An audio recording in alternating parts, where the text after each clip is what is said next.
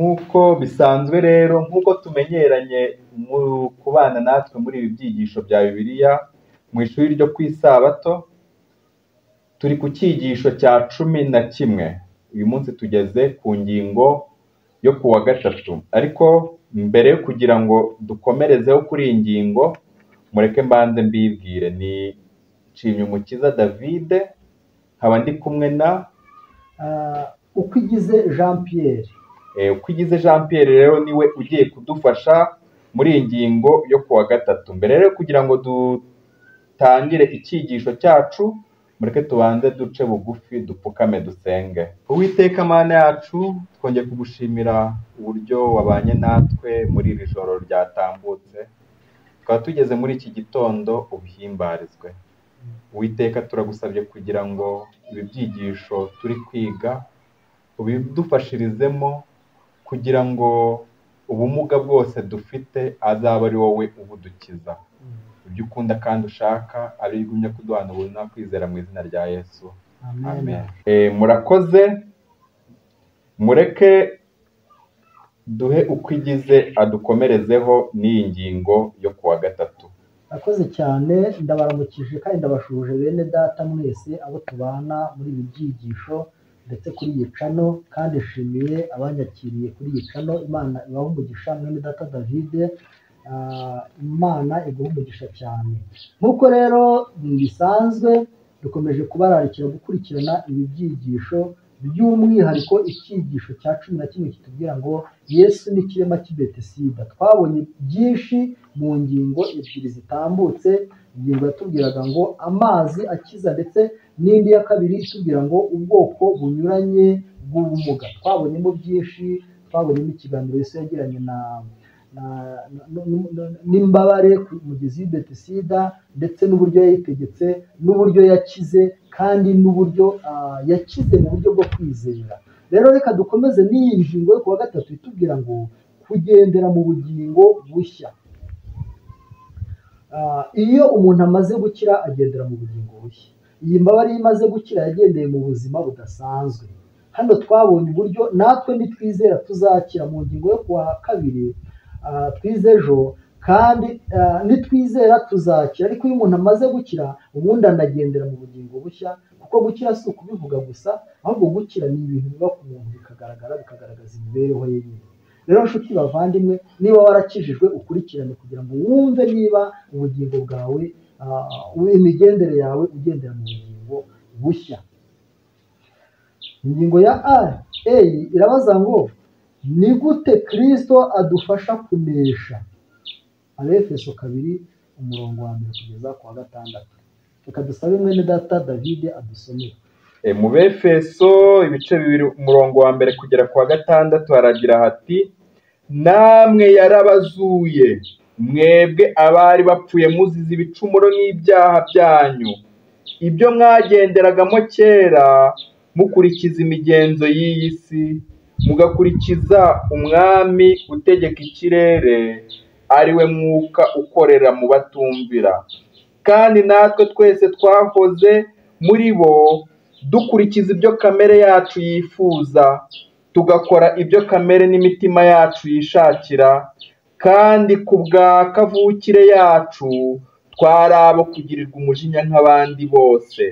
Ariko Imana kuko ari umutunzi w'imbabazi, yaduhinduranye bazima na Kristo kubw'urukundo rwinshi yadukunze, ubwo twari dupfuye tuzize ibicumuro byacu. Ubuntu nibwo bwabakijije.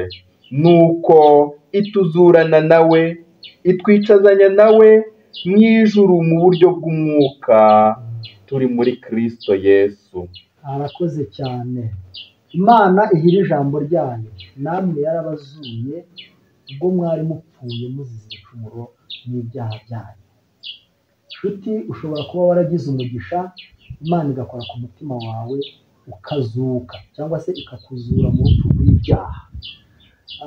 Ariko ushobora no kuba utaragira ayo mahirwe, ufite ibyifuzo byo gukira nk'uko kiriya kirema kuri Betesida cyari kimeze. Cyangwa Ayineya igihe yari ku gisasiro cye, igihe Petero yamukizaga nk'uko twabibonye mu ngingo y'ejo. Nshuti muvandimwe, ndakurarikira kwizera Yesu kuko kuzuka birashoboka, ariko niba mwarazutse namwe yarabazuye ubwo mwari mupfuye muzize ibicumuro byanyu, ariko iyi ngingo iratubwira ngo kugendera mu bugingo bushya. Reka twumve icyo ibi gitabo cyitwa ibihamya by'itorero kivuga ku muzingo wacu wa mbere ku ipaje 341. Haragira hati: muri kamere ye umuntu ahengamiye mu gukurikiza ibyongorero bya Satani, kandi ntashobora gutsinda rwose umwanzi gica keretse gusa Kristo umuneshi ukomeye atuye muri uwo muntu akayobora ibyifuzo bye kandi akamuha imbaraga. Niba twarazutse dutuze Kristo mu bugingo bwacu. Satani arusha abantu b'Imana kumenya ubushake bamugiraho igihe imbaraga zabo ziri muri Kristo. Igihe bicishije bugufi bakinginga umuneshi w'umunyambaraga ngo abafashe, wizera ukuri woroheje hanyuma y'abandi, nyamara akishingikiriza kuri Kristo ashikamye, ashobora rwose gusubiza inyuma Satani n'ingabo ze zose. Dukwiriye kwigira kuri Kristo, dukwiriye kumenya icyo abereye cyo abo yacunguye, dukwiriye kumenya ko binyuze mu kumwizera ari amahirwe yacu kuba abasangiye nawe kamere y'Imana, bityo tugahunga ukononekara kwazanywe mu isi no kwifuza. Ubwo nibwo twezwaho icyaha cyose n'inenge zose n'imico. Ntidukwiriye kugumana icyifuzo na kimwe kibogamira ku cyaha. Burya nubona ufite ibyifuzo bibogamira ku cyaha, nshuti muvandimwe, uracyari hirya y'agakiza. Nimureke dukore ibishoboka byose, kuko hano binyuze mu kumwizera Kristo atura mu mitima yacu, agatura mu bugingo bwacu, twarangiza tugahindura cyangwa se ibyifuzo byacu bigahuzwa n'ibye. Dukwiriye kwihisha muri Yesu. Rero ku ngingo ya B, sobanura amahoro atangwa n'imbaraga zituruka kuri Kristo. Hari amahoro atangwa n'imbaraga zituruka kuri Kristo. Ubwo hano hejuru tubonye ikimenyetso gikomeye. Muri iyi ngingo turangije tubonye ko ibyifuzo byacu bigomba kubogamira ku kuri, bitagomba kubogamira ku cyaha. Hano rero hari n'icyitwa amahoro akomoka kuri Kristo aboneka muri twe. Reka baturebere mu Baroma 8:3 kugeza ku 6. Abaroma 8:3 kugeza ku 6 haravuga ngo: kuko iby'amategeko yananiwe gukora kubw'intege nke za kamere yacu, Imana yabishohoje ubwo yatumaga umwana wayo afite ishusho ya kamere y'ibyaha kuba igitambo cy'ibyaha, icira ibyaha bya kamere ho iteka, kugira ngo gukiranuka kw'amategeko gusohozwe muri twe, abadakurikiza ibya kamere y'umubiri ahubwo bakurikiza iby'umwuka. Abakurikiza ibya kamere y'umubiri bita ku by'umubiri, naho abakurikiza iby'umwuka bakita ku by'umwuka. Umutima wa kamere utera urupfu, ariko umutima w'umwuka uzana ubugingo n'amahoro. Murakoze cyane. Aya ni amagambo meza cyane atweretse neza ko hari ibyo amategeko yananiwe gukora.